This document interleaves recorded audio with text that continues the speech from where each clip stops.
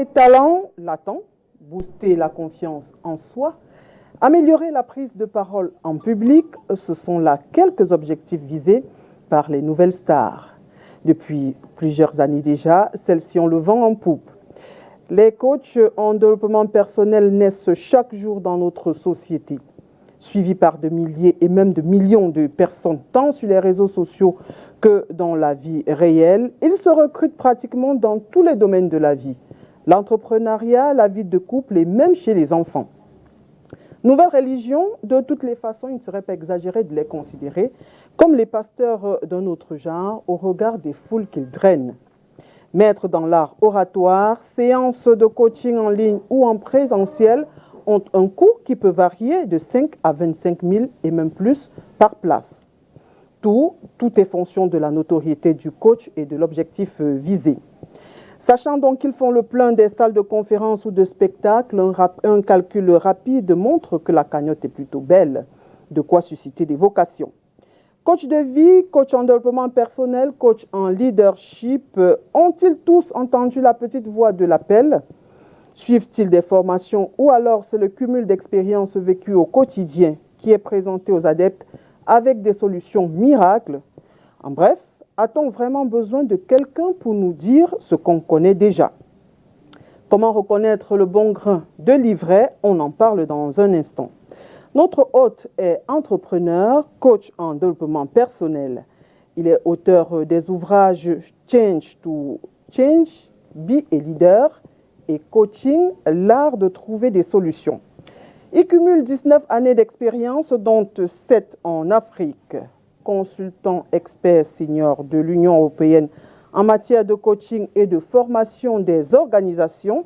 Avec lui, nous parlerons de ce nouveau métier, les problèmes qu'il rencontre et surtout les solutions proposées pour réguler le secteur d'activité. Le président en exercice de la Fédération nationale des coachs et formateurs professionnels, en abrégé FENACOF PC, est notre invité. Sa Majesté Prince Satak II, est assis ce soir dans le fauteuil rouge. Bonsoir, Monsieur Satak, et merci d'avoir accepté notre invitation. Bonsoir, Madame Danquin. Merci de m'avoir invité. C'est tout mon honneur d'être avec vous ce soir. Alors, c'est Sa Majesté. Est-ce que vous êtes chef de village? Oui. De quel village, si c'est pas... Dans la Haute-Sanaga, dans une petite bourgade qu'on appelle Nsem. J'espère que vos sujets bénéficient de vos formations, hein? On va dire de l'encadrement mieux que les formations. Je me dis que toute charité bien ordonnée commence par soi. Absolument. Donc si vos sujets ne sont pas tous dynamiques, confiance en soi, c'est que peut-être qu'il y a un souci. Il y a un adage qui dit que nul n'est prophète chez soi. Bon, je ne veux pas rentrer dans les détails. Alors dites-nous, c'est quoi le coaching et le développement personnel? Je ne sais pas si c'est relié ou si c'est séparé. C'est quoi être coach? Quand est-ce qu'on parle? C'est deux choses différentes qui sont absolument distinctes et c'est très bien de poser cette question d'entrée parce que la notion de coaching est très large selon le contexte où les gens se trouvent, il y a des interprétations diverses et pourtant le coaching est vraiment une chose bien structurée et bien définie. Le développement personnel fait partie du développement d'une personnalité, fait partie des étapes qu'on traverse dans la vie pour atteindre une position, une posture ou alors pour réaliser ses objectifs. C'est ça qui fait l'ensemble de ce qu'on appelle un développement personnel. Alors le coaching peut agir dans le développement personnel.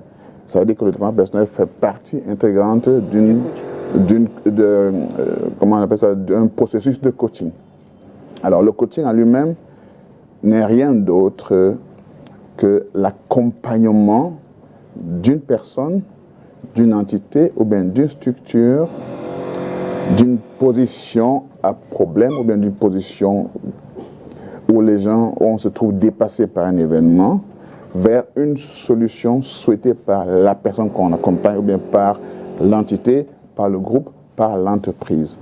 En clair, le coaching, c'est la résolution des problèmes. C'est accompagner, comme j'ai dit, quelqu'un, une structure, d'un problème vers une solution que cette personne aurait souhaité. C'est ça le coaching. Mais ceux qui s'occupent donc du développement personnel, je suis un peu perdue. On les appelle coachs ou comment est-ce qu'ils sont appelés? Est-ce qu'ils sont coachs ou ils ont un autre titre?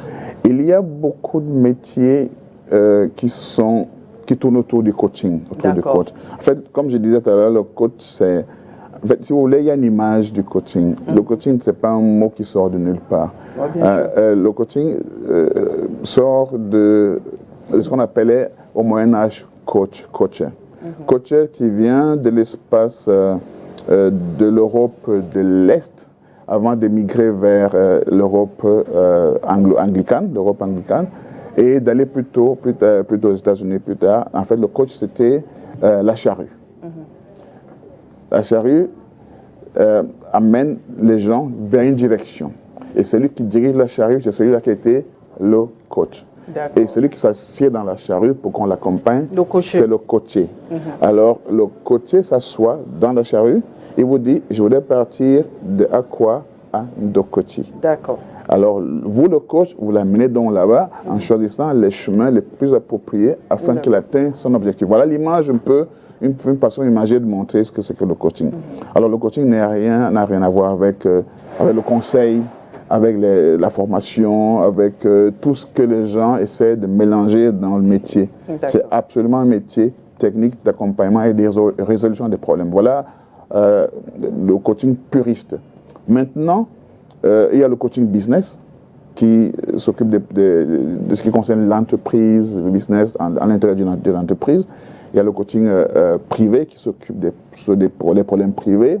Dans le coaching business, on peut avoir le coaching d'équipe et le coaching des personnes. Le coaching des équipes commerciales, les équipes autour d'un projet, le coaching des personnes, c'est-à-dire des cadres, des managers, et toute personne qui a besoin, qui a un problème dans le milieu entrepreneurial, qui a besoin d'une résolution. On amène un coach qui a une observation un peu au-dessus de la chose, une observation détachée de la chose, et qui peut détecter les failles humaines qui ont causé le problème, afin d'y apporter des pistes de solutions. En clair, le coach n'amène pas une solution finie comme un consultant, mais le coach examine avec vous, le client, tous les contours de la situation pour vous amener à voir la meilleure façon de résoudre le problème. Voilà un peu la magie du coaching. Voilà un peu la magie du coaching d'une façon très, très imagée, d'une façon, on va dire, sommaire. Maintenant, si on va entrer dans les détails, on peut donc aller parler de différentes sortes de coaching. Il y a les coachings commerciaux. On accompagne une équipe commerciale à atteindre des objectifs en examinant exactement leurs produits, leur structure, leur offre, ainsi que leur public, ainsi de suite. Donc, il y a plusieurs choses qu'on peut faire dans le domaine du coaching business. Et dans le coaching privé, effectivement, ça concerne les relations interhumaines, ça concerne des problèmes personnels, problèmes de dépassement de soi, problèmes de confiance en soi, problèmes de, par exemple, si quelqu'un voulait sortir d'une situation difficile dans la vie, quelqu'un change de vie, vous avez peut-être des gens qui ont un traumatisme, qui sont vécus, qui ont besoin de retrouver la confiance, qui ont besoin de savoir comment gérer la situation. Et là, on appelle un coach qui vous aide à mieux comprendre votre situation et à découvrir les éléments importants qui vous permettent d'avancer vers la solution. Vous êtes docteur miracle alors?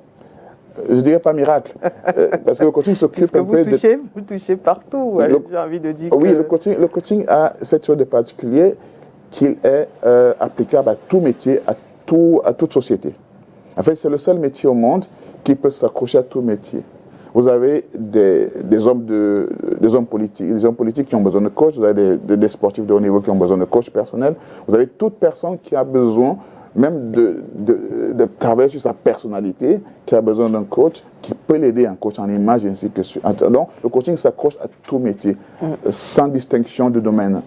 Parce qu'il s'agit d'un métier qui concerne l'humain, les mécanismes humains de prise de décision ou alors de performance. Il ne concerne pas la chose factuelle qui vous intéresse. Il concerne plutôt vos mécanismes humains et ce qui interfère dans votre être, dans votre inconscient ou bien subconscient, qui puisse vous aider à dépasser une situation ou bien alors à tourner autour de la même situation tout le temps chaque fois que vous avez un problème.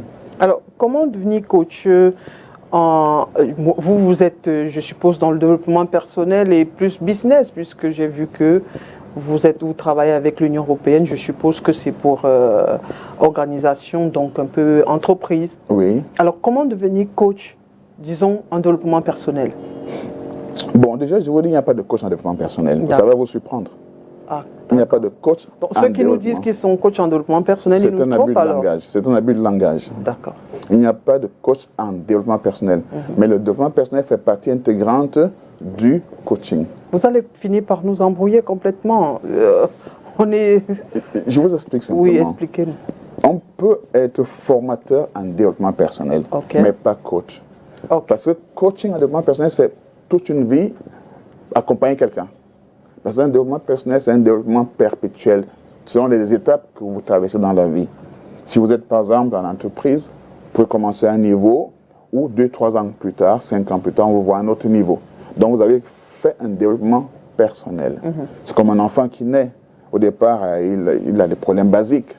Après, il cherche à lever la tête, il cherche à ramper, après, il cherche à marcher, il cherche à courir. Ça, c'est déjà une image du développement d'une personne. C'est un développement personnel. Maintenant, dans le développement personnel qui nous concerne nos adultes, ça concerne les compétences, ça concerne un peu la prestance dans la société. Ça, on ne peut pas être coach en développement personnel. On est coach pour des situations précises, des situations qui exigent une solution. Par contre, un développement personnel, c'est le processus de grandir dans tous les secteurs de la vie. Donc, on n'est pas coach en développement personnel, mais on peut être formateur en développement personnel selon les étapes que les personnes formées ont besoin d'atteindre. Comment devenir donc formateur en développement personnel? Oui, ça demande un grand processus naturellement. On a besoin de... Vous pouvez vous imaginer bien sûr que comme tous les autres métiers, il faut aller à l'école pour cela. On ne s'improvise pas formateur en développement personnel. C'est bien d'avoir déjà dans votre vécu ce don de résoudre des problèmes, ce don d'accompagner et d'écouter des gens. C'est déjà quelque chose de particulier qui peut vous aider. Après, le développement personnel s'appuie des recherches en psychologie ainsi qu'en philosophie et même dans le domaine médical, dans le domaine neurolinguistique ou bien neuronal, les neurosciences. Le développement personnel s'appuie de tout cela pour aider à comprendre les mécanismes de prise de décision, les mécanismes de prestance. Qu'est-ce qui fait à ce que quelqu'un soit beaucoup plus sollicité qu'une autre personne? Qu'est-ce qui fait que quelqu'un soit beaucoup plus compétent qu'une autre personne alors qu'ils ont tous la même connaissance? Il y a des mécanismes qui permettent à ce qu'on fasse ces différences-là. Le développement personnel nous permet aussi d'étudier les typologies des êtres humains et les aider à mieux orienter leur carrière ou bien la façon dont ils veulent gérer quelque chose dans la vie. Donc en fait, il faut se former là-dessus. Il faut se former sur la méthodologie, sur l'approche humaine, sur les neurosciences et sur les outils spécifiques qui permettent de débloquer les situations, quel que soit le sujet que nous avons devant nous. Bon, je comprends que vous travaillez beaucoup avec le psychique. Oui. Alors, pourquoi ne pas simplement faire des études de psychologie, d'être des psychologues et que ça va, on a l'impression que vous voulez, il y a comme une envie d'usurper quelque chose, je ne sais pas. Mais ça fait partie, la psychologie, et la psychologie fait partie du coaching, absolument. Puisque je vous ai parlé tout à l'heure. Ceux qui s'appellent des psychologues, ils sont des psychologues. Les psychologues, vous savez, la psychologie, les psychologues c'est une branche de la médecine. Oui. La psychologie, elle est complètement médicale. Mais le coaching se sert des éléments venant du management, de la psychologie, de plein d'autres métiers, afin de pouvoir produire des résultats. Vous comprenez? Le coaching, c'est un métier qui est né il y a de cela environ, on va dire, 100 ans. Peut-être même encore plus loin, mais avant, il n'avait pas cette nomenclature-là. Okay. Alors, maintenant qu'on sait qu'il y a cet accompagnement, on peut donc se servir des éléments venant de plusieurs autres disciplines qui nous permettent d'avoir des résultats. C'est ça qu'on appelle coaching. C'est pour ça que tout à l'heure, à l'entrée, vous avez parlé de ce que j'ai appelé discipline voisine. Toutes les autres disciplines comme la motivation, comme la formation et même le mentorat ou alors le consultanat, ce sont des disciplines voisines au coaching. Avec la seule différence que le coaching n'a pas de solution au départ. Le coaching examine exactement la situation qui se présente pour amener le client à détecter les éléments de solution, bien de réponse ou bien de résolution à la situation. Alors qu'un consultant, il peut avoir un domaine technique sur lequel il intervient avec une solution finie au départ qu'il applique à chaque client. Alors que le coaching prend l'individualité humaine en compte afin d'accompagner la personne pour la résolution du problème que cette personne amène sur la table. D'accord. Alors, est-ce qu'il faut avoir, je ne sais pas, des qualités? Vous avez dit qu'il faut déjà avoir comme le don, la résolution des problèmes. Oui. Alors, est-ce que ça rentre dans les qualités de celui qui s'occupe du développement personnel?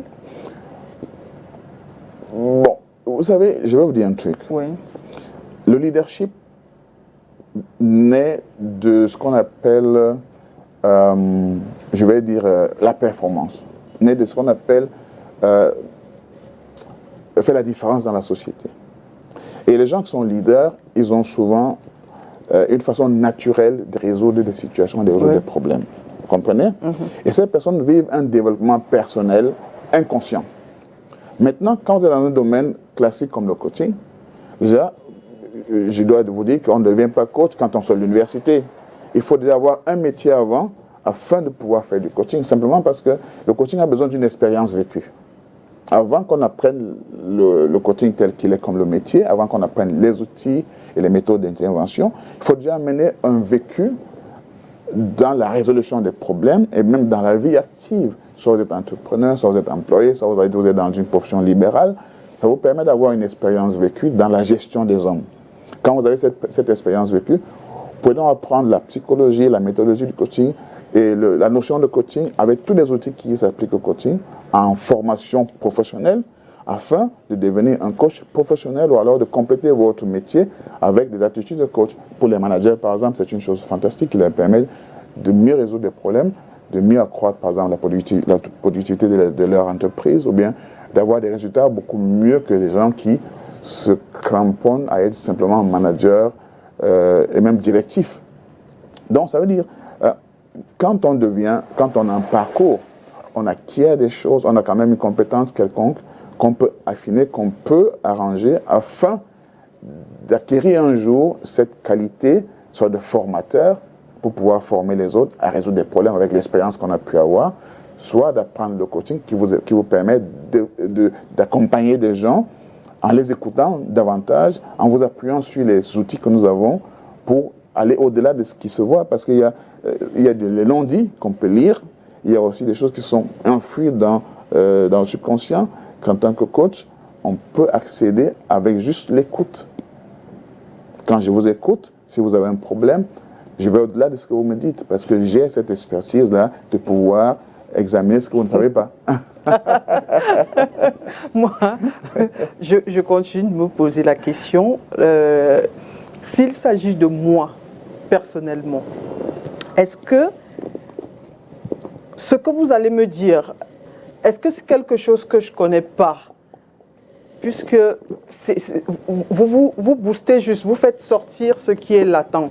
Donc, finalement, je me demande s'il y a quelque chose de particulier. Sinon, pourquoi moi, je devrais faire appel à un formateur en développement personnel, par exemple? C'est une très bonne question. Vous voyez, il n'y a pas de manager qui ne soit pas intelligent. Il n'y a pas de médecin qui ne soit pas intelligent.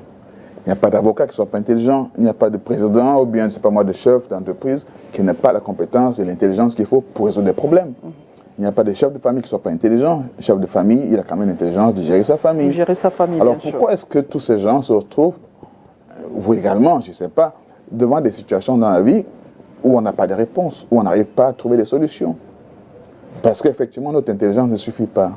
Parce que souvent, nous sommes bien dans un domaine, on est parfait dans un domaine, mais il y a des domaines sur lesquels on n'a pas la même mise. C'est normal, on ne peut pas connaître tout. Voilà, donc c'est tout à fait normal.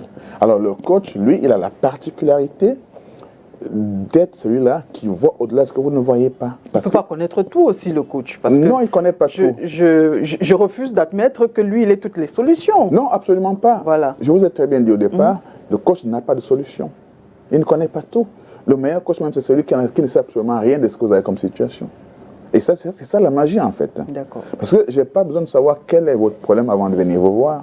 Je n'ai même pas besoin d'imaginer la solution. C'est la meilleure posture d'un coach. Si j'ai cette posture au début, je peux vous aider parfaitement. Parce que si j'ai déjà des idées arrêtées, je peux me tromper sur mon jugement qui est complètement suggestif. Je devrais avoir cette position neutre et absolument vide d'expérience quand vous êtes devant moi. Et dans ce cas, je peux vous aider parce que je vous écoute. Vous êtes pour moi un livre ouvert quand vous parlez et je peux absorber tout ce que vous me dites et détecter les nuances que vous dites et que vous ne dites pas qui nous permettent d'avoir ce qu'on appelle des ressources. Et ces ressources nous envoient vers les solutions. Parce que dans le coaching, nous savons que la solution se trouve dans le problème. D'accord. En général. Donc, quand vous amenez un problème et que vous l'exprimez, je vous aide déjà à mieux comprendre votre propre problème. En vous écoutant, en vous renvoyant des éléments qui sont importants, je vous aide à comprendre davantage votre problème. Et en fin de compte, il nous arrive de vous aider à changer de perspective, à changer peut-être de vue par rapport à votre propre situation, ou alors à reconnaître les éléments que vous avez pu négliger, mais qui ont quand même pu susciter un certain sentiment en vous. Parce que parfois, quand vous êtes devant une situation qui ne fonctionne pas, vous avez quand même, en tant qu'être humain, des mécanismes on va dire, d'avertissement qui vous disent « je m'aventure vers une chose qui ne marche pas », mais vous n'écoutez pas tout de suite. Comprenez? Mais au moment où vous tombez devant cette situation, vous vous rendez compte, tiens, j'avais quand même des signes précurseurs qui m'ont dit que ça ne marcherait pas, mais je me suis entêté à y aller. Maintenant, je peux vous aider à comprendre davantage vos signes précurseurs, à mieux les comprendre et à savoir les interpréter. Voilà. Donc, je ne viens pas avec une solution, absolument pas. Le coach ne vient pas avec un médicament. Le coach vient sans savoir l'issue de la situation. Mais il sait simplement qu'il va vous accompagner vers une chose que vous désirez ou bien vers l'état que vous désirez.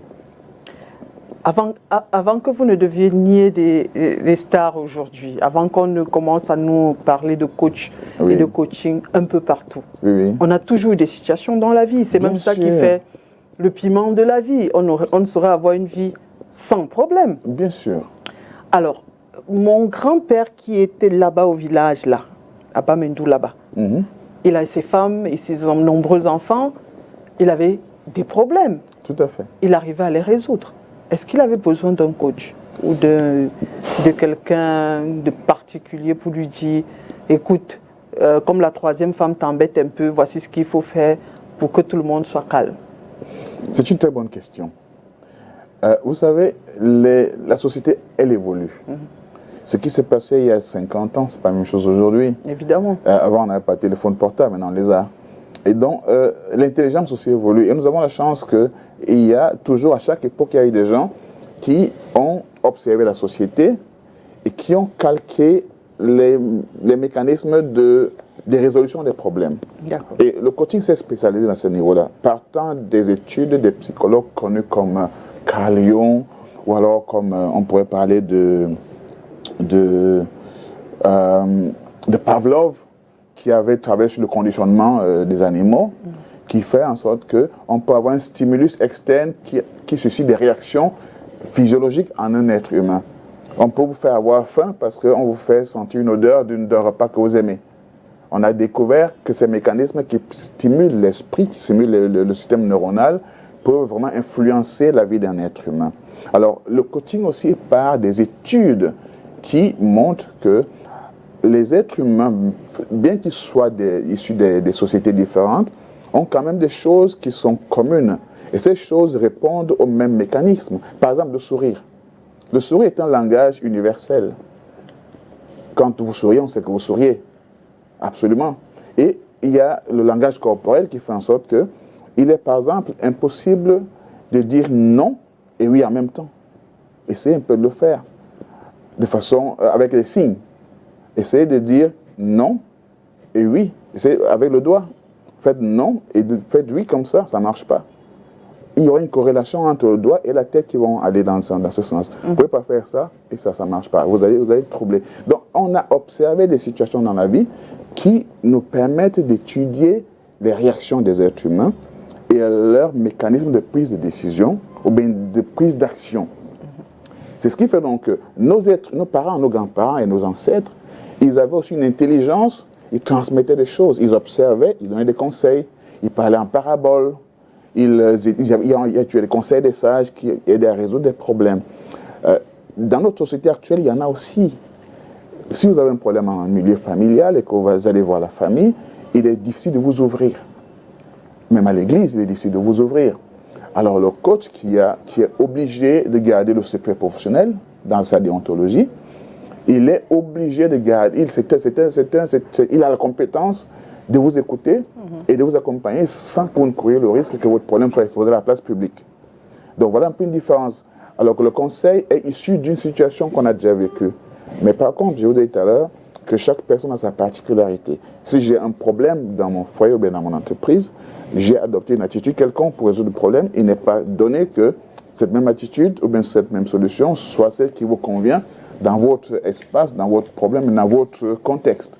Donc, de façon contextuelle, on a besoin d'examiner chaque situation et de trouver les éléments qui permettent exactement de répondre à cette situation. Et c'est ça le travail du coaching. Le coaching n'a absolument rien à voir avec la formation ou bien l'intuition d'une connaissance. Mais par contre, un bon formateur peut forcément devenir un coach parce que dans le domaine du coaching business, par exemple, il peut arriver que vous ayez devant vous un client qui, au-delà des problèmes personnels, a besoin d'acquérir une compétence, comme par exemple parler en public, comme tenir des conférences, comme tout cela. Un chef de personnel, bien un chef de groupe qui a besoin d'avoir plus de confiance et d'avoir même mis sur son équipe, aura peut-être besoin d'une induction de connaissances. À ce moment, on va interrompre le processus de coaching pour passer à la formation, bien l'induction de connaissances. Mais il faudrait clairement que pendant le processus, votre client soit conscient qu'on est parti du coaching maintenant pour autre chose. Justement, j'allais vous demander, puisque l'un fait partie de l'autre, comment quitter donc d'un point à un autre? C'est-à-dire que qu'est-ce qui justifie qu'on sorte du coaching pour aller là-bas ou à la formation, ou alors est-ce que ça peut se passer dans l'autre sens aussi? Le besoin. Parce que le coaching, c'est contrairement à la physiologie, à la psychologie, merci, dont on a parlé tout à l'heure, à la psychothérapie, qui est une thérapie. Le coaching n'est pas une thérapie. Donc, le coaching n'a pas pour vocation de garder le client longtemps. D'accord. Le coaching se passe dans un espace bien défini. Par exemple, 2 mois, 3 mois, 4 mois, 6 mois. C'est bon, on accompagne le client et puis on atteint une solution, ou bien on arrive au niveau où le client choisit la solution qui lui convient. Et maintenant, pour que la solution soit appliquée, on passe à ce qu'on appelle le transfert. Il faut un transfert parce que le coaching initie forcément un changement. Soit changement de paradigme, soit changement de fonctionnement, en fait changement quelconque pour atteindre un résultat. Et vous qui êtes dans le processus de coaching, vous avez besoin d'apprendre un changement. Parce que ce n'est pas facile de quitter les habitudes qu'on a souvent eues depuis longtemps.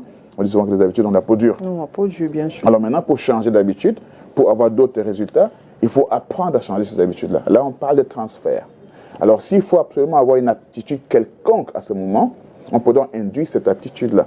Soit la même personne qui a l'aptitude de vous former, ou bien d'induire cette aptitude, va vous la donner, soit il va vous amener vers la personne compétente qui devra à ce moment vous transmettre ce savoir qui vous manque pour atteindre un résultat quelconque. Donc un coach professionnel, par exemple, qui sait qu'il a atteint un niveau où il ne peut pas continuer avec le transfert, il va solliciter un confrère qui a peut-être la capacité de vous accompagner davantage vers ce qui vous manque afin d'atteindre le résultat. Alors, je l'ai dit en introduction, est-ce que pour votre métier, oui, pour que je ne me mélange pas les pédales entre coach et formateur, oui, est-ce qu'il y a la petite voix de l'appel? Ou alors c'est chacun qui se lève le matin parce que je n'ai rien à faire, je parle bien, je peux haranguer les foules, j'ai 2 ou 3 petites expériences là, j'ai 2 ou 3 formules qui peuvent aider et je deviens coach? C'est une très bonne question. En fait, la petite voix d'appel, je ne sais pas. Je vais vous raconter mon histoire à moi. Peut-être que, voilà, merci. Ouais. J'allais vous dire, bon, peut-être dites-nous, est-ce que vous avez eu la petite voix? Est-ce que vous l'avez entendue? Et sinon, pourquoi êtes-vous devenu coach? Moi, au départ, je suis plutôt médecin. Je pars du Cameroun pour l'Allemagne pour aller étudier en médecine. D'accord. Alors, à l'issue de mes études, je me rends compte que je suis en train de faire ce que mes parents m'ont demandé de faire. Parce que vous aimez. Oui, ma vocation était vraiment d'aider des gens. Au départ, j'étais celui-là qui pouvait se sacrifier pour les autres. En fait, j'ai toujours mis les autres en avant. J'ai toujours été celui-là où, quand il y a une situation quelconque dans le groupe, on vient me solliciter pour résoudre le problème, que ce soit par un conseil ou bien par une action personnelle. Et j'ai toujours pris les devants. J'ai toujours été un leader qui amenait les autres. Et j'ai découvert donc la dimension spirituelle de l'être humain, la dimension qui va au-delà de ce que nous savons, où je me suis rendu compte qu'on pouvait transcender ses limites. Par la lecture. J'ai découvert le développement personnel, j'ai découvert qu'on peut aller au-delà de ce que nous savons. Et c'était passionnant pour moi. Et quand j'ai eu la chance de voir un orateur un jour parler du développement d'une personnalité, de comment on peut te prendre d'une situation et t'amener ailleurs, ça m'a vraiment bluffé. Et j'ai commencé à en vouloir en savoir plus sur le fonctionnement de l'être humain. Déjà que venant de la médecine, c'était facile pour moi de m'enfoncer dans les neurosciences. J'ai beaucoup aimé la psychologie et même la philosophie quand j'étais à l'école. Et du coup, je suis rentré dans cette mouvance et je me suis rendu compte que je pouvais reconnaître des situations, je pouvais aider des gens, mais à ce moment, je donnais des conseils. Je donnais des conseils, ça ne me suffisait pas. Je voulais aller au-delà. Et quand je me suis rendu compte qu'il était capable de se former en tant que coach, était capable d'aider des équipes à atteindre des résultats incroyables, je me suis dit, mais c'est pas possible. Ça, c'est quelque chose qui me touche personnellement, de voir comment je peux transformer des situations qui semblent être improbables. Et c'est là où je me suis engagé à vouloir me former. Parce qu'au début, j'étais sollicité, mais je savais que j'avais des manques, j'avais des limites. Je ne pouvais pas aider des gens de façon professionnelle. Alors il a fallu entrer dans une école de formation pour devenir coach. Quand je suis devenu coach, j'avais la chance, je travaillais avec des sociétés commerciales où, avec mes qualités primaires, je pouvais diriger l'équipe, je pouvais aider à résoudre les problèmes. Donc j'ai donc renforcé cette capacité et j'ai donc pris sur moi de devenir coach et formateur. Je me suis formé en tant que formateur, en tant que coach et depuis 22 ans, exactement, vous n'avez pas 19 ans aujourd'hui, mais je pense que l'expérience professionnelle sur le terrain, c'est... Sur le terrain, ça fait 22 ans que je travaille dans ce domaine et je dois dire que c'est une dimension incroyable de l'être humain qu'on découvre quand on est dans la transformation des situations. En fait, le coaching, c'est transformer des situations. Ce n'est pas vraiment parler devant des gens. En clair, actuellement, je suis obligé de parler parce que vous me posez des questions. Le coach parle le moins possible. Lors d'une consultation de coaching, lors d'un accompagnement, le coach écoute plus qu'il ne parle. Mais lorsqu'il y a des séances de coaching, là... Ce ne sont pas des séances de coaching, ce sont des séances de séminaires et de formation. Ça, c'est autre chose. Ou de motivation.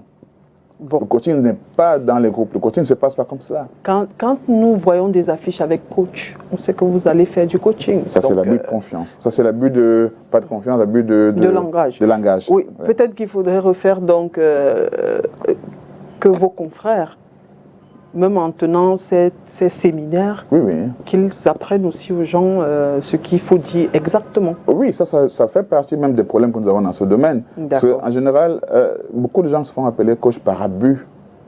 Et on ne devient pas coach par appel. C'est vraiment c'est comme un médecin. Le médecin va à l'école pour apprendre à soigner. Et le coach aussi, il va à l'école pour apprendre à résoudre des problèmes, pour apprendre à accompagner des situations, accompagner une entreprise à pouvoir avoir d'autres résultats. Ça ne s'improvise pas. Il faut connaître les outils de management, les outils comment on appelle ça, de leadership. Il faut savoir comment transformer des gens. Vous ne pouvez pas vous lever un beau jour et vous dites, bon, j'ai une vocation, Dieu m'a parlé, maintenant je peux devenir coach. Non, ce n'est pas ça. Absolument pas. C'est un abus de langage, absolument. Alors, puisqu'on parle de la formation, qu'est-ce qui constitue la formation d'un coach? Quand il dit qu'il va se former, qu'est-ce qu'il va apprendre, en fait? Oui. Déjà, le coach va apprendre... La formation de coach, c'est un développement personnel d'abord. Lui-même? Oui, lui-même. Quand vous devenez coach, vous changez. Et c'est visible dans votre environnement, n'importe où vous êtes, c'est visible. Parce que, je vais vous dire, les coachs sont des gens qui ont une hygiène de vie assez particulière. Parce que c'est difficile de voir un coach qui se chamaille avec des gens. Difficile de voir un coach qui va s'attarder sur des situations désobligeantes. Parce que le coach a quand même les outils qui lui permettent de transcender rapidement les situations ou bien de voir autre chose que les autres parce qu'il y a un problème de communication permanent dans la société. Et quand il y a un problème quelque part, il y a forcément un conflit de communication. Et dans le processus de devenir coach, vous apprenez à communiquer positivement, vous apprenez à mieux comprendre les communications des autres, vous apprenez même à comprendre le filtre par lequel les autres parlent pour juger si ça vaut la peine de s'engager dans une discussion, ou alors si vous pouvez vous dire, il ne sait pas qu'il est en train de parler d'une situation qu'il ne maîtrise pas. En fait, vous êtes comme, je vais prendre un exemple banal, un exemple peut-être plus imagé. Prenons la tête camerounaise qu'on appelle Francis Ngannou. Il sait comment vous donner un coup de poing pour vous mettre à terre. KO. Voilà. Oui. Il sait comment vous faire dormir à tout moment. Alors, il ne peut pas dans la rue se battre avec n'importe qui. Vous pouvez venir l'insulter, il va vous regarder, il va passer. Parce qu'il a une force incroyable. Ce serait absolument insensé pour lui de se battre avec tout le monde. C'est comme ça les coachs. Un coach qui est formé, il est tellement puissant dans la communication, dans la compréhension des autres c'est-à-dire qu'il peut à tout moment désarmer chaque situation avant qu'elle devienne conflictuelle. Et ça s'apprend. Il y a dans la communication, il y a l'intelligence émotionnelle, il y a le développement de sa propre personnalité parce que ça fait partie de la formation des coachs. Quand vous entrez en formation de coach, vous comprenez mieux votre façon de fonctionner. Vous comprenez mieux pourquoi vous faites certaines choses, pourquoi vous avez certaines décisions, pourquoi il y a une image de vous que vous avez ignorée de façon voulue ou bien de façon invoulue, et comment vous pouvez davantage mieux travailler cette image-là. Après, vous travaillez l'écoute active, vous travaillez la psychologie, vous apprenez à connaître les schémas psychologiques des gens avec lesquels vous travaillez. Et en fin de compte, il y a une dimension de neurosciences qu'on appelle la programmation neurolinguistique qui est absolument importante pour comprendre ce que nous appelons souvent les métaprogrammes, parce qu'il y a les métaprogrammations de chacun. Ça veut dire quoi? Vous avez des gens qui ont toujours les mêmes schémas de fonctionnement. Chaque fois, ils font la même chose. C'est une métaprogrammation qui vient soit des croyances limitantes, soit de l'environnement, soit de tout ce qui nous entoure. Vous apprenez à les détecter, à les comprendre et à les désarmer. Vous apprenez aussi à avoir des outils d'intervention qui vous permettent d'ouvrir une personne, qui vous permettent d'aider quelqu'un à dépasser un traumatisme, à remplacer des images difficiles avec des images voulues. En fait, il y a tout cela qui fait partie de la formation de coach, qui fait en sorte que vous pouvez vraiment aider un être humain à se comprendre lui-même. Et d'ailleurs même, je me souviens d'une activité que j'ai souvent fait en Allemagne.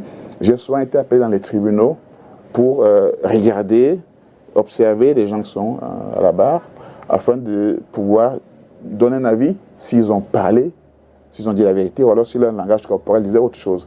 Parce que quand vous parlez, on peut savoir si ce que vous dites est de connivence avec ce que vous pensez vraiment, ou bien si c'est la vérité. Et ça s'apprend dans le coaching. C'est pour cela que c'est difficile de tromper un coach.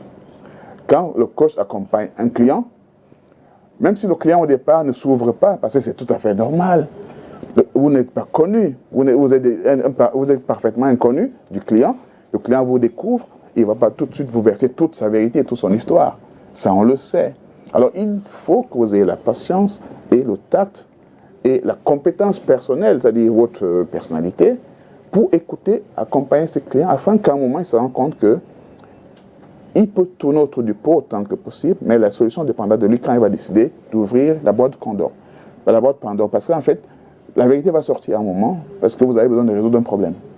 Tant qu'on n'avait pas dit la vérité, moi je sais que vous ne dites pas la vérité, et je vais vous amener à la dire sans vous dire, monsieur, madame, vous racontez n'importe quoi, parce que là, ce serait blessant. Vous qui avez cette capacité-là, avez-vous l'impression que je suis convaincu de ce que vous dites? Pas forcément. Pas forcément, parce que vous avez de toute façon une posture déjà très sceptique par rapport à ce métier. C'est tout à fait normal. Je ne suis pas sceptique, je pose juste la question. Vous avez dit, avec la gestuelle, vous avez la capacité de détecter. C'est pour ça que je demande, oui. Est-ce que vous avez l'impression que vous êtes un peu surprise. J'adhère à ce que vous êtes en train de dire? Pas encore. Donc, pas encore. Vous êtes un peu surprise parce que je pense que vous découvrez des choses que vous ne saviez pas par rapport au coaching. Alors vous vous demandez, est-ce qu'on parle la même chose ou pas? bientôt. Alors dites-nous, est-ce que tout ce que nous voyons, on le sait, vous faites vos formations soit en présentiel, soit par téléphone ou Oui, en visioconférence. Ouais. Est-ce que tout ce que nous voyons sur les réseaux sociaux, parce qu'on a des pages certifiées et tout, est-ce que cela, on les met dans la catégorie coach? Et il y a une autre partie qui intrigue un peu. Est-ce que finalement, vous ne cherchez pas des points sensibles? Je ne sais pas si je vais dire sensible.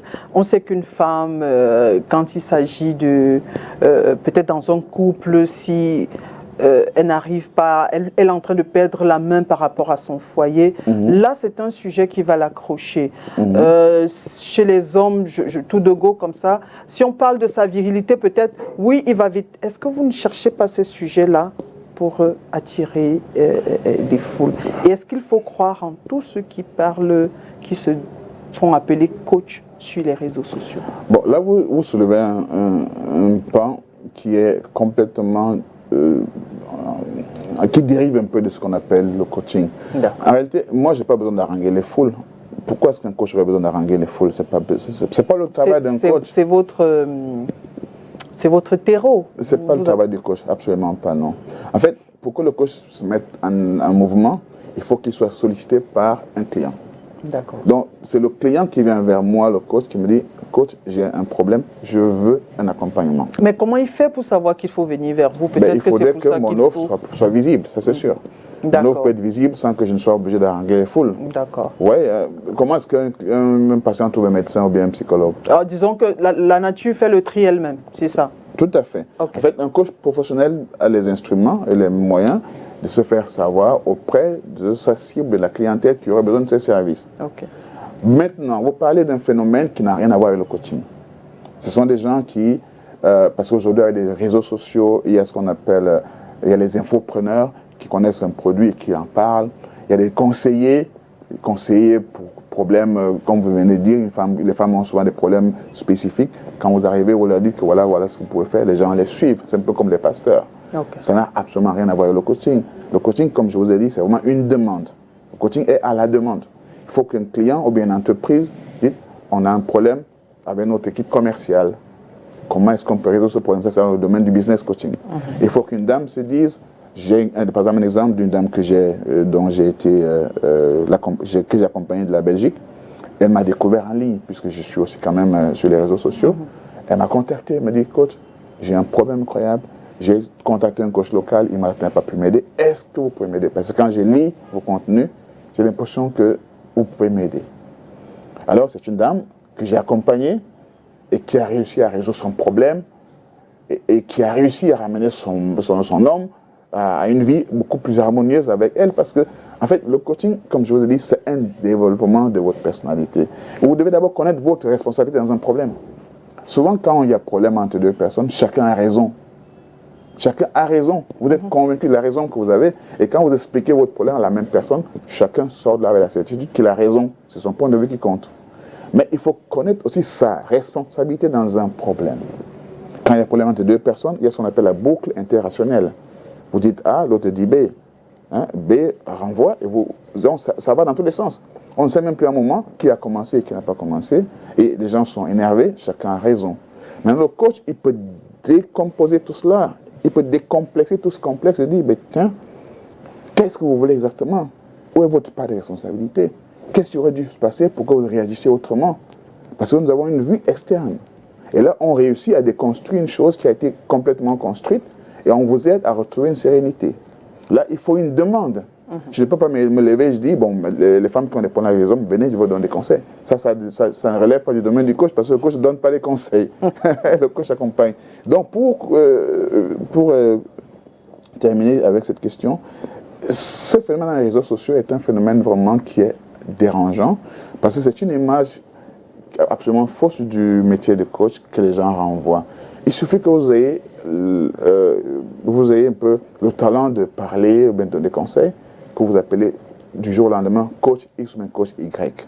Alors vous commencez à dire n'importe quoi, vous commencez à haranguer les fois, à donner des conseils, ce n'est pas le coaching. Et même un coach professionnel ne met pas devant son nom coach X ou bien coach Y. Ah. Vous comprenez ce que je veux dire? On le voit tous les jours. Hein? On va l'appeler, par exemple, moi, Satak 2, business coach. Vous n'allez pas me voir m'appeler coach Satak 2. Non. Ce n'est pas professionnel. Et c'est même un indice pour vous de reconnaître qu'il y a vraiment un coach qui ne l'est pas. Attention, il y a des coachs, il y a des adeptes qui peuvent se fâcher. Je ne refuse pas. Je suis le président de la Fédération nationale des coachs formateurs professionnels du Cameroun. Et je vais dire un truc très important. Je ne suis pas en train de dénigrer les gens qui se font appeler. Ils sont un peu dans l'ignorance. Il y a des gens qui ont vraiment de la passion pour ce métier et qui cherchent un moyen d'entrer dans ce métier. C'est un métier fantastique, un métier incroyable. Imaginez un peu au Cameroun, il y a plus de 300 000 entreprises. Il n'y a même pas 2% d'entreprises camerounaises qui soient accompagnées par des coachs. Et toutes les entreprises ont besoin de coaching, externe ou interne. Quand je compte, parmi ces 300 000 entreprises au Cameroun, il y a environ 77 000 entreprises du secteur des PME qui sont performantes, mais avec des méthodes obsolètes et qui ont besoin d'un accompagnement de coach business. Et vous allez être surprise. Au Cameroun, il n'y a pas plus de 20 coachs certifiés professionnels, il n'y en a pas. Et pourtant, on parle de coaching partout. Parce qu'il y a des gens qui viennent se greffer à ce métier et qui ne connaissent absolument rien du coaching. Et c'est vraiment un problème. Et ça revient, ce problème est ainsi parce que le mot coach, l'appellation coach n'est pas protégée. Si cette appellation était protégée, ce serait différent. Alors pour contourner cela, aujourd'hui, il y a des certifications dans le domaine du coaching qui sont homologuées par les États et qui font que quand vous suivez un cursus de formation normal, vous passez un examen de certification, vous devenez coach certifié, vous pouvez travailler dans tout le monde entier et vous maîtrisez effectivement les canons, les outils et tout ce qui concerne le coaching professionnel. C'est ça la différence entre ce que vous entendez dans les réseaux sociaux ou bien sur les places publiques et le coaching. Pensez-vous que vous venez de relever un détail qui m'interpelle un peu? Seuls 2%, vous dites qu'il n'y a même pas 2%, même pas 2% qui sont suivis. Oui. Est-ce que ceci, ça veut dire que le rendement de nos entreprises n'est pas optimal parce qu'ils ne sont pas accompagnés? Oui. Est-ce que c'est nécessaire, vraiment? Le rendement de nos entreprises est vraiment en deçà de ce qu'il pourrait être. C'est brutalement en deçà. Il faut voir, les multinationales, les grandes sociétés, elles fonctionnent avec des équipes de coachs. Je dis, mais des équipes. Les entreprises, les multinationales ont ce qu'on appelle coaching pool. Un pool de coachs certifiés, professionnels, qui résolvent différents problèmes. Et vous avez des entreprises au Cameroun, par exemple, qui sont pérennes, qui ont du succès, mais qui travaillent, croyez-moi, en deçà de leur potentialité, parce qu'elles n'utilisent pas les méthodes de management modernes qui peuvent être induites par des coachs. Qui doit être coaché à ce moment-là? D'abord la tête ou Oui, de toute façon, il y a le coaching exécutif qui concerne la tête, concerne les créateurs d'entreprises, concerne les managers, les hauts cadres. Il y a le coaching des équipes, le coaching même des employés. Parce que imaginez une situation où dans une entreprise, chacun peut se dépasser. Chacun peut dépasser ses propres limites. Et ce qui est particulier le coaching, c'est que le coaching, il a cette particularité d'examiner vos limites aussi professionnelles que privées, et ça reste privé. Dans une entreprise, par exemple, si un coach travaille avec, on va dire, une équipe, il peut aider chaque personne et chaque situation reste privée en elle-même.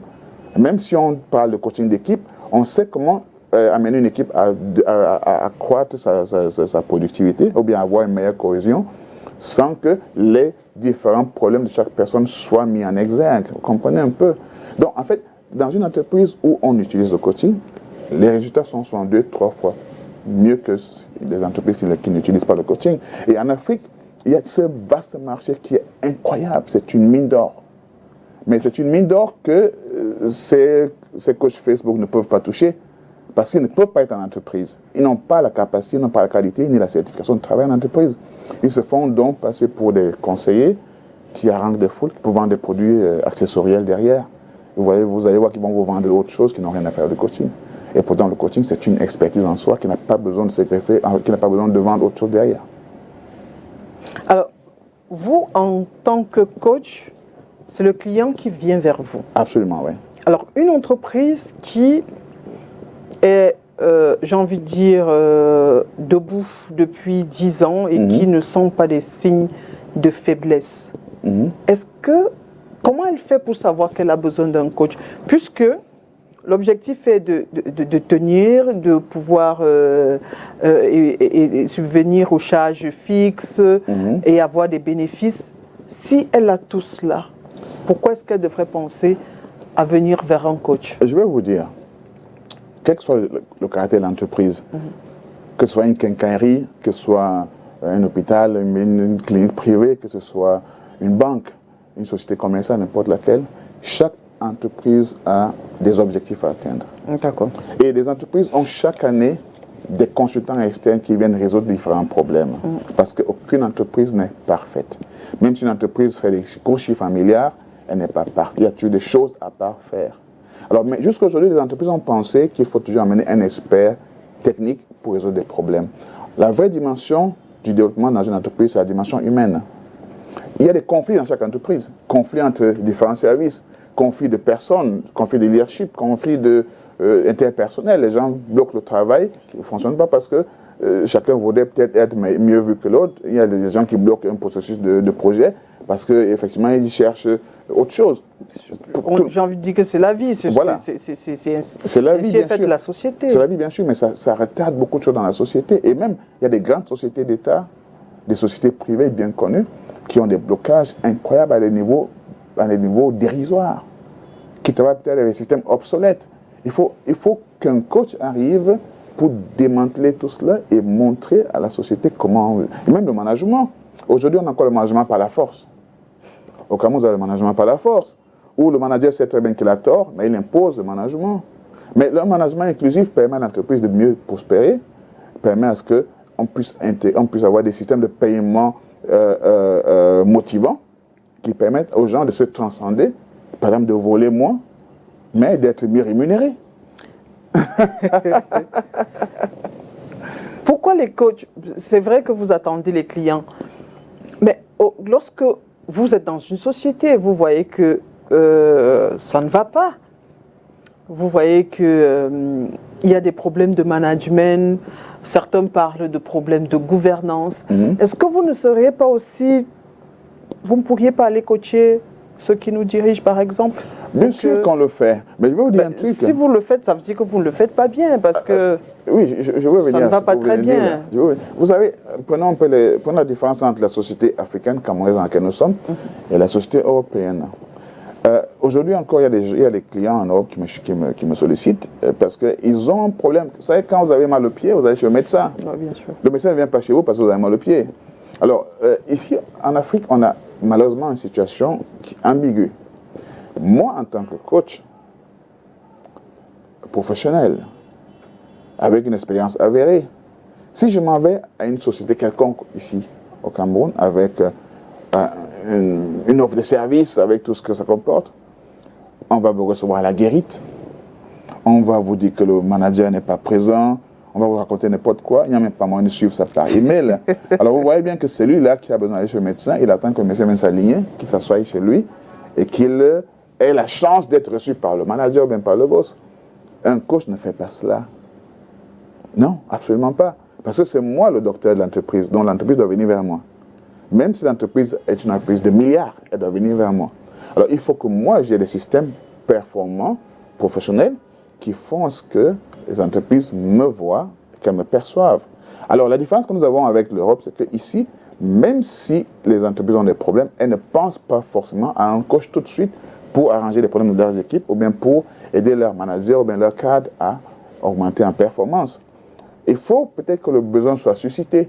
C'est pour cela qu'aujourd'hui, au Cameroun, on a réussi à créer une fédération des coachs et formateurs professionnels pour que les entreprises deviennent un peu conscientes qu'il y a des solutions auxquelles elles peuvent faire appel.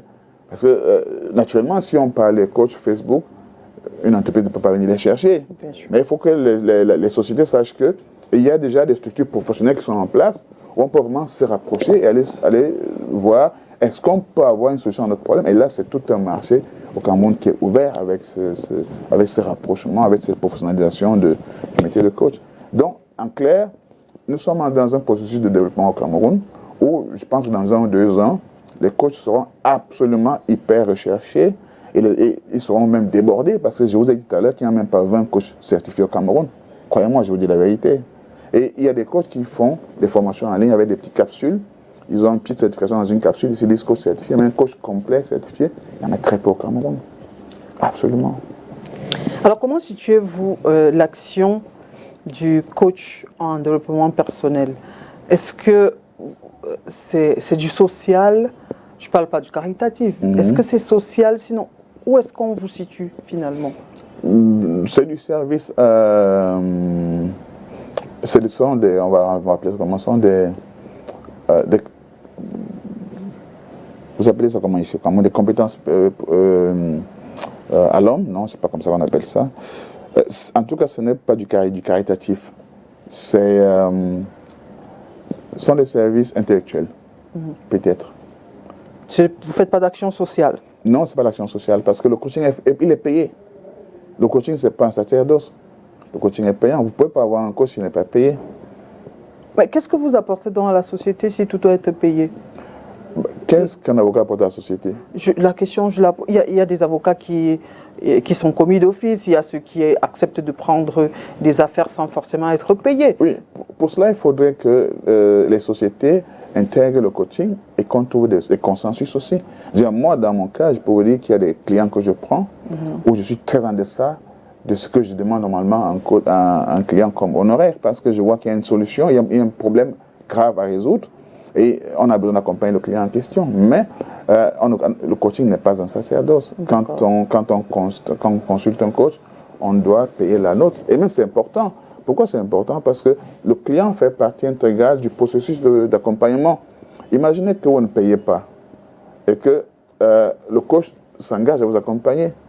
Ce qui est particulier chez l'être humain, c'est que quand on réussit à vous ouvrir un peu l'esprit, vous avez l'impression d'avoir compris. Alors que le processus a besoin d'arriver jusqu'au transfert. Alors si vous interrompez au milieu du processus, vous n'aurez pas de résultat. Et c'est la réputation du coach qui va en souffrir. Donc lorsqu'on a payé pour la chose, pour trouver un résultat, on s'accroche au processus et on arrive à la fin. Et le coaching aide des gens à sauver leur résistance, à arranger les situations professionnelles comme privées.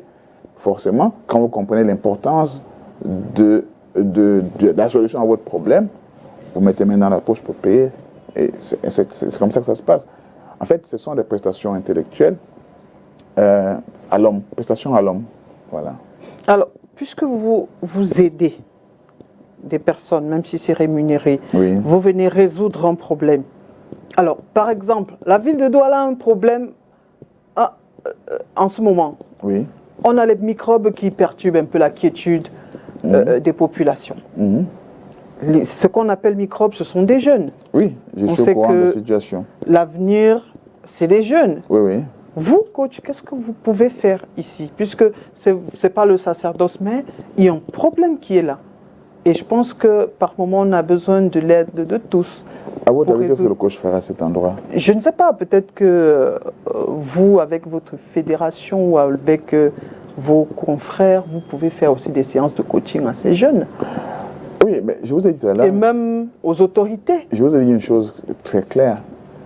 Le coaching est sollicité par celui qui doit être coaché. Alors, ces autorités, si elles voient l'importance de nous intégrer dans le processus, je dis très bien. D'ailleurs, j'ai eu à diriger une mission en Afrique de l'Ouest, je ne vais pas citer le pays, où la direction le ministère de la Justice voulait créer un système de résolution des problèmes en milieu carcéral. Donc, j'ai été appelé comme coach à diriger une mission pendant plusieurs mois pour mettre en place un système de gestion de crise en milieu carcéral, en milieu pénitentiaire. Et c'était une mission parfaite, incroyable, qui a permis de résoudre beaucoup de problèmes en milieu carcéral. Ce sont des problèmes de communication, des problèmes d'éthique, des problèmes de considération. Alors, c'est la même chose ici qu'on a ici. J'ai entendu le problème de cette gestion de microbes. J'ai vu les mesures qui ont été prises par l'État. Je ne vais pas les critiquer. Mais, vous savez, il faut que les gens comprennent qu'on peut aussi avoir recours à cette personne que nous sommes comme coach pour résoudre des problèmes. Je ne vais pas me lever comme ça et dire, écoutez, j'ai entendu qu'il y a un problème, je viens résoudre le problème. Quelles sont les mesures d'accompagnement que je vais avoir pour résoudre ce problème-là? Comment est-ce que ces gens voudront comprendre même qu'ils ont un problème à résoudre? Il faudrait que celui qui a besoin de coach se déplace vers un coach et dise, coach, on a une situation, on a besoin d'un accompagnement. Et dans ce cas, on réfléchit ensemble, on étudie la chose et on voit ce qu'il y a lieu de faire. Parce que je n'ai pas de médicaments pour venir résoudre un problème. Est-ce qu'ici, ce n'est pas tout simplement parce que vous vous dites que l'objectif n'est pas atteignable? J'utilise vos mots. Oui, d'accord. Vous savez, il y a aussi des situations qui ne sont pas coachables. Et le coaching n'est pas une solution magique à tout. C'est vrai qu'avec le coaching, on atteint environ 99% des résultats de ce que nous avons, mais il y a des situations qui ne relèvent pas du coaching. Par exemple, prenons un exemple, quelqu'un qui a des problèmes psychiques et qui ne s'en sort pas. C'est un problème qui relève du domaine médical, du domaine de la psychothérapie, par exemple. Le coaching n'est pas une thérapie. Alors, on ne peut pas résoudre ces problèmes-là. Si quelqu'un n'a pas les fonctions cognitives de pouvoir comprendre sa responsabilité dans le problème et de pouvoir développer avec moi, qui l'accompagne, des scénarios de solutions, on ne peut pas l'accompagner. Le coaching n'accompagne pas les malades. Non, on n'accompagne pas les malades. On accompagne des gens qui savent vraiment qu'ils ont un problème et ils ont toutes les capacités cognitives pour pouvoir chercher la solution. Et là, on les accompagne. Très bien. Alors, vous, coach, vous êtes, j'ai envie de dire, de plus en plus nombreux. Peut-être, vous avez dit, il n'y a pas beaucoup qui soient certifiés ou qui aient le mérite d'être appelés coach certifié, comme le veut l'éthique. Mais on se rend compte que plus vous êtes nombreux, plus la société ne se porte pas bien. Qu'est-ce qui fait problème? Oui. Est-ce que c'est que bon, si je dis les oreilles, vous allez dire que vous n'êtes pas des pasteurs et tout. Est-ce que ça veut dire que ceux qui sont suivis sont peu nombreux ou n'arrivent pas à impacter? Ou alors c'est que la formation n'a pas obtenu de résultats? Oui, déjà qu'on ne peut pas imputer les problèmes de la société au coach. Le coaching déjà au Cameroun est embryonnaire. Vous êtes célèbre hein, maintenant. C'est vous qui nous donnez la différence aujourd'hui. Tout à fait. Mais tout à fait. Coach, c'est un peu partout. Les coachs sont célèbres, sauf que... On les écoute à la radio, on les regarde. Oui. Moi, j'ai mal aux oreilles quand j'écoute des gens parler à la radio de coaching. Excusez-moi parce que je suis un professionnel, donc forcément j'en souffre.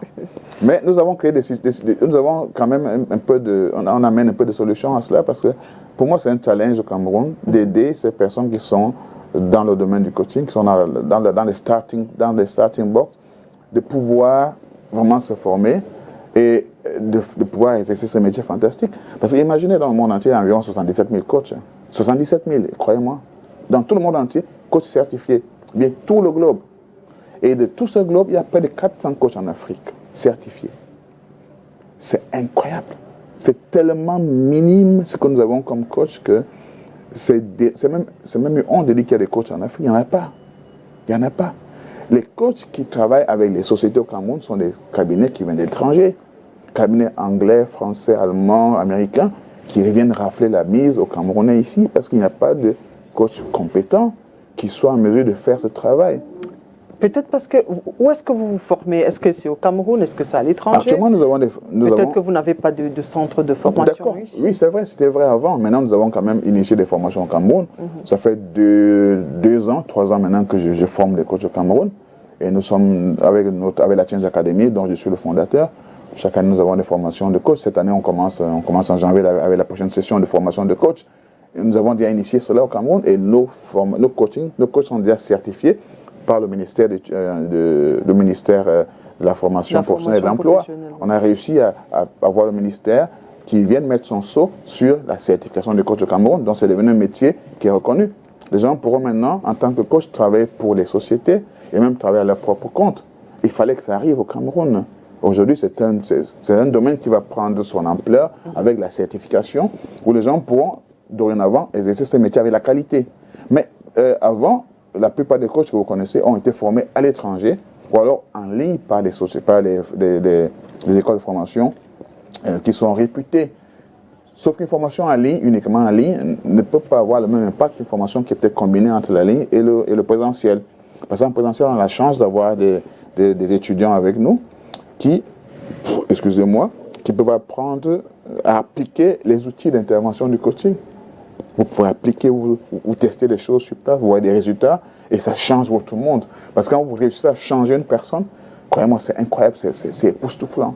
Ça se passe dans une séance de formation, vous voyez comment quelqu'un arrive à un problème, vous aidez cette personne à se dégager ce problème, à rentrer chez lui.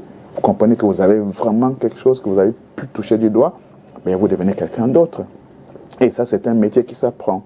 Donc aujourd'hui, on est en train de commencer à aider ces coachs. Il faut dire que moi aussi, avant d'être formé, au départ, je ne savais pas que je me prenais pour un coach avant d'être formé, jusqu'à ce que je comprenne que j'ai des limites, je ne peux pas aider des gens.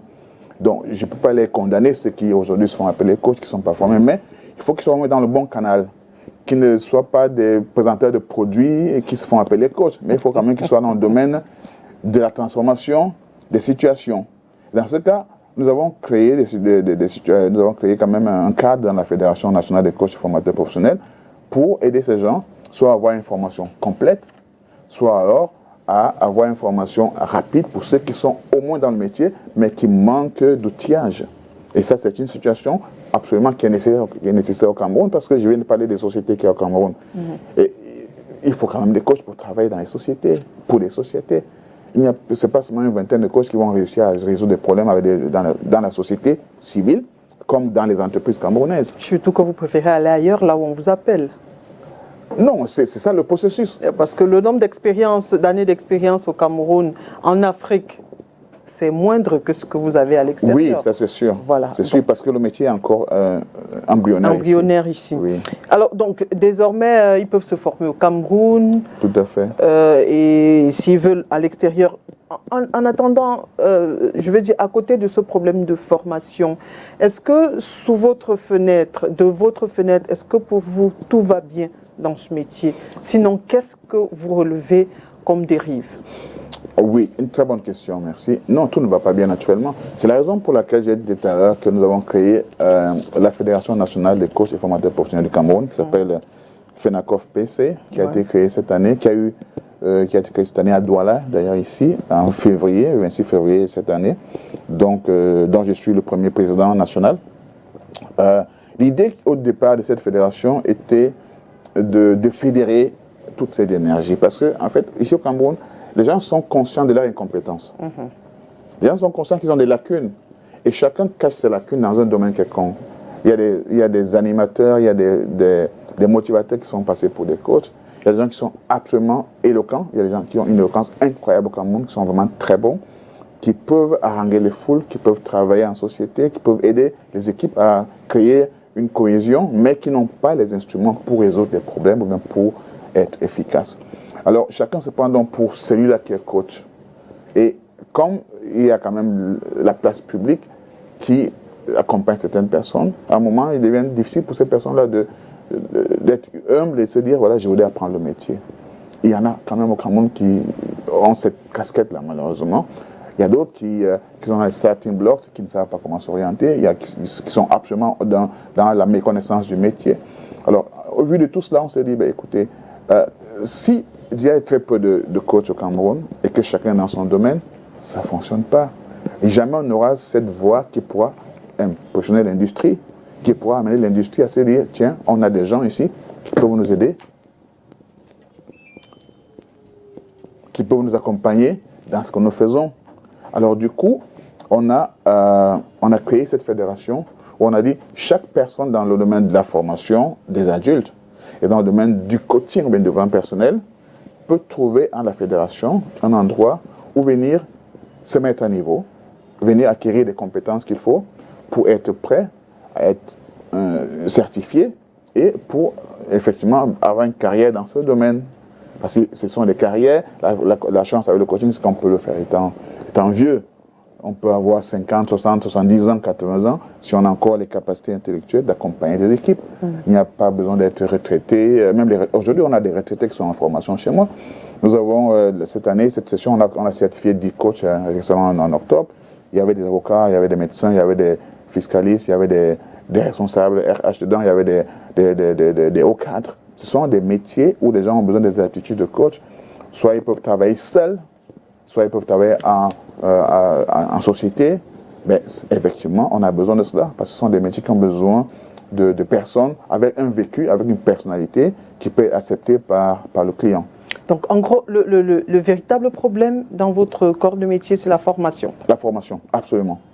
Il y a trop d'amalgame. Il y a la méconnaissance du métier. Il y a l'interprétation. Il y a des gens qui pensent que le coaching, c'est la formation. Le coaching, c'est les conseils. Absolument tout cela, c'est une méconnaissance du métier. Les gens ont besoin d'être formés pour comprendre exactement qu'est-ce que le coaching et même de trouver quels sont les débouchés et la particularité de ce métier afin de pouvoir l'embrasser. Ce qui se voit aujourd'hui n'est pas le coaching. Il y a trop, il y a cette histoire d'exposition sur les réseaux sociaux. Des gens se font appeler coach parce qu'ils maîtrisent quelque chose, ils le transmettent et ils se font appeler coach. Et même par abus, le public les appelle coach. Comment est-ce qu'ils doivent être appelés? Des conseillers? Peut-être conseiller, peut-être formateur, peut-être leader, je ne sais pas quoi, mais pas coach, ou bien consultant, vous comprenez ce que je veux dire? D'accord. Parce que le coach, c'est l'accompagnateur, ce n'est pas celui qui donne les conseils, ce n'est pas celui qui se place en public pour parler dans le microphone. Mais un coach peut faire tout cela. Un coach qui a la compétence peut à un moment quitter la casquette de coach pour devenir formateur. D'ailleurs, moi, je le suis. Hein, vous pouvez, on a aussi des choses à transmettre. Je vous ai parlé tout à l'heure du domaine des neurosciences. C'est un domaine que moi, j'aime beaucoup. J'aime parler, par exemple, du subconscient et des neurosciences. Par exemple, je suis, entre autres, aussi praticien en hypnose. Alors, qu'est-ce qui se passe? Il y a des gens qui ont besoin de savoir vraiment comment on peut les aider à résoudre des problèmes de stress. Alors, c'est un domaine que j'aime exposer en séance de séminaire, où il ne s'agit pas de coaching, mais il s'agit de transformation de savoir. Les gens peuvent apprendre comment gérer le stress personnellement, comment acquérir des outils pour mieux gérer certaines situations dans la vie. Ça, c'est dans le domaine de la formation. Alors, quel est le statut de votre fonction? Est-ce que c'est un métier libéral? Est-ce que vous respectez, j'ai envie de dire, un couloir? Ou alors, comment est-ce qu'on vous range où? La fonction de business coach? Oui. Oui, c'est libéral. C'est une fonction libérale aujourd'hui au Cameroun. Ouais. D'accord. Alors, comment est-ce que c'est régulé? Parce que tout à l'heure, vous disiez que le coach, on ne doit pas le retrouver dans des engueulades ou dans des clashs. Mais malheureusement, on a vécu ça à des moments qui, sur les réseaux sociaux et même sur des chaînes de télévision, même si elles ne sont pas camerounaises, des coachs qui se disent coachs certifiés, qui se sont retrouvés dans des histoires pas catholiques du tout. Comment est-ce que vous arrivez donc à gérer ce genre de situation? Est-ce qu'il y a une régulation déjà dans votre métier? Très bien. Déjà, mettons-nous d'accord là-dessus que ce ne sont pas des coachs. Ah, ils se disent coachs certifiés. Oui. Et qui ont... Quand je dis le vent en poupe, c'est un peu léger pour qualifier... Je les mettais au défi d'être vraiment des coachs. Ça, je prends ça sur moi. En fait, le coaching est régi par ce qu'on appelle le code d'éthique et le code de déontologie. D'accord. Ce sont les deux codes qui régissent chaque fonction de coach. Et chaque fois que vous êtes accompagné d'un coach, le code d'éthique et le code de déontologie font partie du contrat, partie intégrale du contrat d'accompagnement. Donc, le client est parfaitement au courant de ce que le coach peut, doit et ne doit pas. Les coachs sont vraiment soumis à un code d'éthique très strict. Il y a des choses qu'ils ne doivent pas faire. Il y a les abus qu'on ne fait pas avec des clients. Il y a même des choses qu'on ne fait pas en société pour ternir l'image du coach. Il y a tout cela. C'est pour ça que je dis, en fait, un coach professionnel, il connaît tout ça. Un coach certifié, il sait qu'il y a un code d'éthique, un code de déontologie. Et les coachs certifiés appartiennent à une fédération. Comme nous avons au Cameroun la fédération FENACOF PC maintenant, il y en a d'autres qui appartiennent à une fédération étrangère. Moi, j'appartiens à deux fédérations, celle du Cameroun et celle d'Allemagne, par exemple, depuis des années. Donc, en Allemagne, je ne peux pas me comporter n'importe comment en tant que coach. On ne peut pas me retrouver dans des histoires incroyables. On va m'exclure de la fédération. Alors, si je suis exclu de la fédération, je ne pourrais plus brandir le label de la fédération dans mes prestations. C'est déjà une punition assez grave. Donc, un coach, par exemple, au Cameroun, qui serait affilié à la fédération, il va se soumettre à cette déontologie de métier qui le protège aussi et qui non seulement il le protège, mais aussi elle le valorise auprès des clients, voilà. Donc le client sait que ce coach, il répond à une déontologie, à une éthique du métier, et il est tenu à respecter certains engagements. Et c'est ça qui existe dans le métier de coaching en réalité. Malgré cela, ça reste un métier libéral. Mais aujourd'hui, quand même, il y a des sociétés qui engagent des coachs internes dans leur société parce que le coach externe, il est un peu plus cher. Et le coach externe a la particularité qu'il est vraiment neutre, il peut aider. Il a plus d'acceptation dans les entreprises que le coach interne. Simplement parce que les gens pensent que le coach interne peut jouer le rôle d'espion.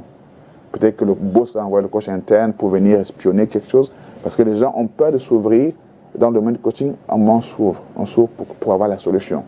Et le coach externe, il a cette déontologie qu'il doit garder un secret, ce que le client lui a donné comme problème personnel. Donc il y a vraiment cette déontologie qui régit le métier de coach, et ça c'est international. Ça peut dépendre aussi du milieu, mais l'éthique et la déontologie du coach, c'est pratiquement la même chose dans tout le monde entier. Ici, je vais utiliser un peu vos expressions. Oui. Vous dites que dans votre processus, vous transformez le problème P en solution S. Tout à fait. On accompagne la transformation. Ouais. OK. Ici, là, on va supposer que votre métier est un client malade. Comment est-ce que vous allez transformer le problème P en solution S pour assainir votre milieu? J'ai bien dit que le client, les clients du coach ne sont pas malades. Le coaching n'est pas une thérapie. On n'accompagne pas quelqu'un qui est malade. Je parle de votre métier qui, sauf si vous êtes en train de vous dédire, est-ce qu'il n'est pas parfait, votre métier, votre corps de métier? Non, la perfection, elle est complètement, elle n'est pas facile. Il y a le mauvais grain. Il y a le mauvais grain, oui. Alors, puisque vous avez la capacité, ou alors ici, ça ne peut pas vous concerner parce que vous n'êtes pas un client un personnel, je veux dire une personne physique. Peut-être que je n'ai pas bien saisi votre question. Vous transformez le problème P en solution S. Oui. Le corps du coaching est un peu infesté. Comment l'assainir, vous qui savez transformer le P en S? Oui, bon, déjà que nous, aujourd'hui, dans ce que nous avons actuellement au sein de la fédération, on n'a pas encore cette peste-là. Mais puisque nous avons cette situation dans la société en général, on a donc créé ce corps de métier professionnel pour amener ceux-là qui veulent vraiment exercer le métier à l'apprendre. C'est comme ça qu'on va faire la différence entre les coachs, le bon et le mauvais, mais le moins bon, je vais dire cela. Donc, c'est comme ça qu'on va les amener à se spécialiser. Vous allez voir, à un moment donné au Cameroun, les sociétés vont chercher des coachs certifiés parce qu'ils sauront maintenant qu'on a besoin de coachs certifiés. Aujourd'hui, les gens ne savent pas que ça existe. Mais dorénavant, quand ils vont chercher un coach, ils vont dire, nous voulons un coach certifié qui appartient à une fédération. Quelle est votre fédération? Quelle est votre certification? C'est quoi votre professionnalisation? Alors, nous avons ouvert ce chemin aujourd'hui et on a la chance que ce vaste projet, ce vaste chantier est accompagné par le ministère de l'Emploi et de la formation professionnelle parce qu'il y a un vrai besoin au Cameroun. Si vous allez voir les responsables du MIMESA, le ministère des petites les PME, ils vont vous dire toutes les sociétés ont des problèmes à résoudre au Cameroun, mais les gens sont dans ce qu'on appelle l'océan rouge. C'est-à-dire qu'il n'y a pas de solution. Et ces ministères tutelles sont vraiment contents de savoir que dans notre domaine, il y a quelque chose qui se met en place. Parce que ces structures savent qu'il y a le vrai coaching qui est différent de ce que les gens voient sur les réseaux sociaux, mais il faut qu'ils soient conscients aussi que, tiens, il y a des professionnels au Cameroun dans ce métier, pour que les entreprises qui ont besoin de solutions aussi sachent qu'on peut désormais aller se servir d'un pool de coachs pour résoudre nos problèmes. Donc, nous sommes obligés maintenant d'accélérer les formations parce que s'il n'y a que 20 coachs au Cameroun, c'est bien peut-être une trentaine entre-temps, est-ce que 30 coachs peuvent travailler avec 70 000 sociétés? Non, nous sommes débordés. Maintenant, il faut qu'au niveau de la formation, on puisse travailler et nous sommes en réflexion avec les ministères de tutelle pour encourager cette incubation, cette mouvance, pour créer davantage des situations faciles qui permettent de former. Aujourd'hui, ce sont les sociétés qui envoient même leur cadre pour aller se faire former comme coach. Ça devient déjà, ça commence à aller, mais on est encore dans un stade embryonnaire. Je me dis que dans 5 ans, on aura déjà atteint au Cameroun peut-être 200 coachs formés, peut-être même plus. Et c'est une ouverture incroyable pour notre industrie. Alors, vous êtes le président en exercice de la Fédération nationale des coachs et formateurs professionnels du Cameroun. Oui. L'objectif de cette fédération, c'est juste réguler ou alors c'est être une force de proposition ou de changement? Déjà, c'est une proposition de changement régulée, encadrée et formée. Et parce qu'il y a beaucoup de structures de formation, il y a des cabinets qui ont le talent de former. Ces cabinets devraient présenter une proposition de cursus de formation de coach, s'ils sont dans le domaine. Nous, on encadre, on examine, on accompagne, on améliore et on propose aussi une certification pour que ces gens-là puissent travailler. Alors, c'est un vaste chantier parce qu'effectivement, il y a le besoin de professionnalisation du métier au Cameroun. Absolument. Et plus les gens seront professionnels, plus on va dorénavant parler de coaching professionnel avec des coachs certifiés. C'est un processus qui dure, parce que la formation elle dure environ 8 mois, plus la supervision qui va encore durer 1 an. Donc un coach a besoin de près de 2 ans pour avoir vraiment ce qu'il faut pour aider. Et là, nous avons mis sur pied des référentiels qui encadrent tout cela, qui permettent aux gens vraiment d'en faire un métier d'avenir, ou alors d'en faire un projet pour leur propre développement. Et c'était nécessaire, parce qu'avant, il n'y avait rien dans ce sens-là au Cameroun. Maintenant, on a au moins une idée qui permet d'encadrer, de proposer, de former, et seulement d'avoir un cadre aussi de référence, où si on a besoin d'un coach, on va aller frapper à la porte de la fédération et dire on a besoin d'un coach dans tel domaine. Est-ce que vous en avez quelqu'un que vous pouvez nous recommander? Et c'est ce que nous voulons atteindre avec le long terme. Alors, pour l'instant, est-ce que la fédération, est-ce qu'elle s'occupe aussi des centres de formation? Vous êtes le fondateur d'un. Est-ce qu'il y en a d'autres?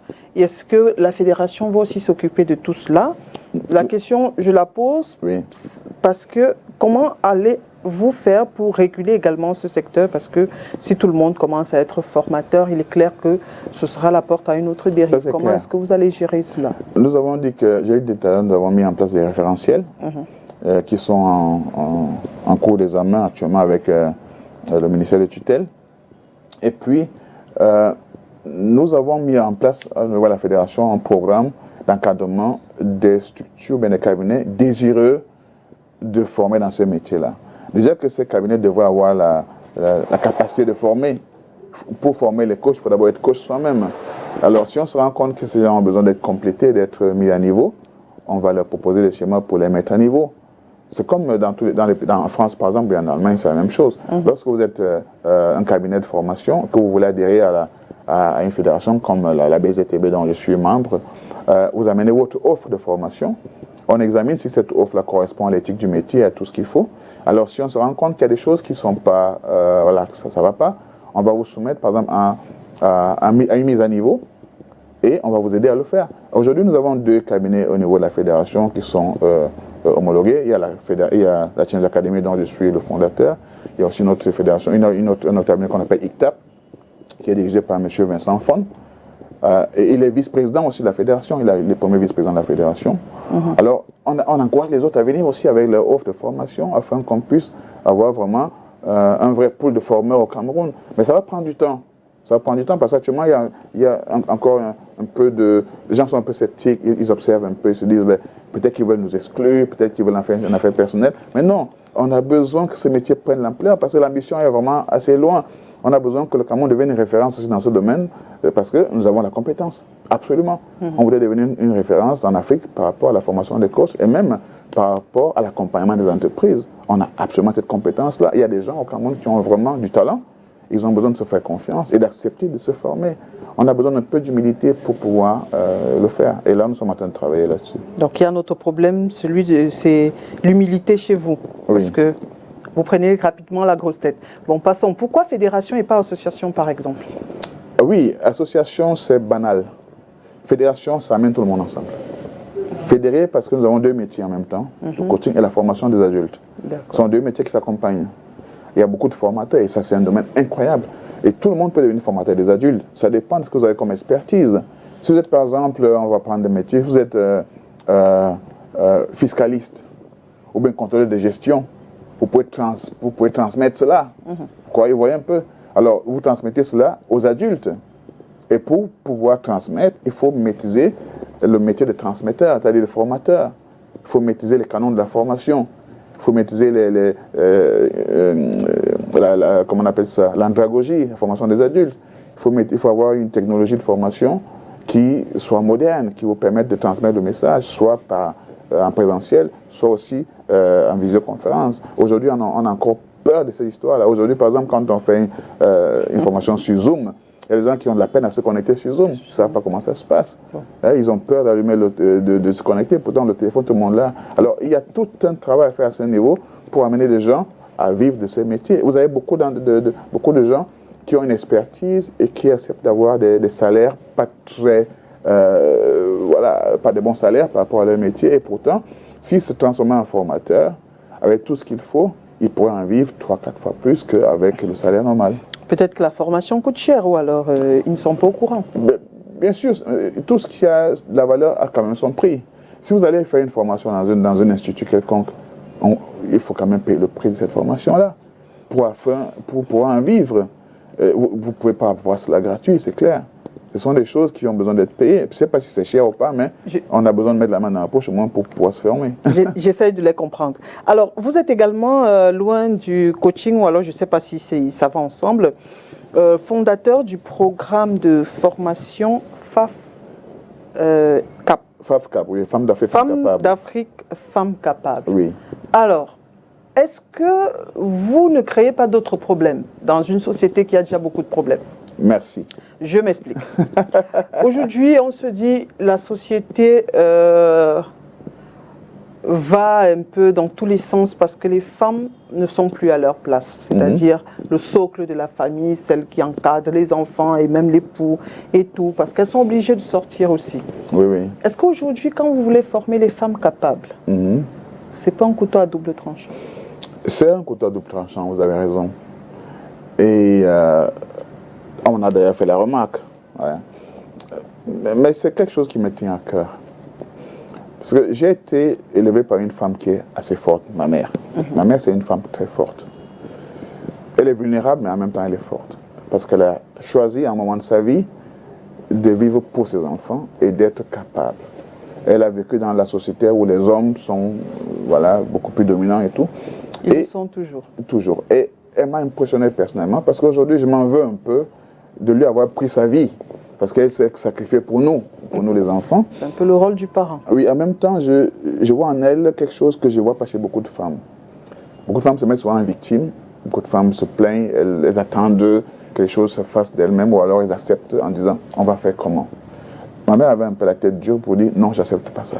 Je fais ça autrement. » Quitte à vivre seule, c'est le prix à payer. Alors, une fois j'arrive au Cameroun en 2014, je me rends compte qu'autour de moi, il y a beaucoup de femmes qui n'ont pas les instruments, qui se plaignent. Et je me suis dit, mais tiens, c'est pas possible. La femme africaine, elle est quand même capable. C'est la femme la plus forte que je connaisse. Sans vous couper, le programme vise l'entrepreneuriat et le leadership féminin. Oui. Pour qu'on comprenne bien le développement que vous faites. Tout à fait. Mais c'est la femme la plus forte que je connaisse, la femme d'Afrique. On a des femmes qui sont à l'école, qui sont brillantes. Moi, je me souviens, à l'école, il y avait des filles qui étaient absolument brillantes. On pensait qu'elles auraient une carrière incroyable après. Quand vous les revoyez aujourd'hui, vous dites, mais qu'est-ce qui s'est passé avec toi? Et oh, vraiment, la famille, le mariage, j'ai été obligé de... Je dis, c'est pas possible.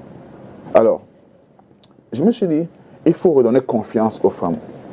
Mais confiance, pas dans le sens de les rendre rebelles, ou bien, je parle pas d'émancipation. Parce qu'il y a un pasteur, un prêtre qui m'avait fait la remarque que monsieur, vous cherchez des problèmes avec les hommes. Les hommes ne vont pas aimer que la femme devienne un peu... Qu'elles ont un esprit ouvert. Voilà, qu'elles ont un esprit ouvert, parce qu'on va penser que vous voulez les arracher leur femme. Je dis, mais non, c'est pas possible. Au contraire, c'est bien pour la maison.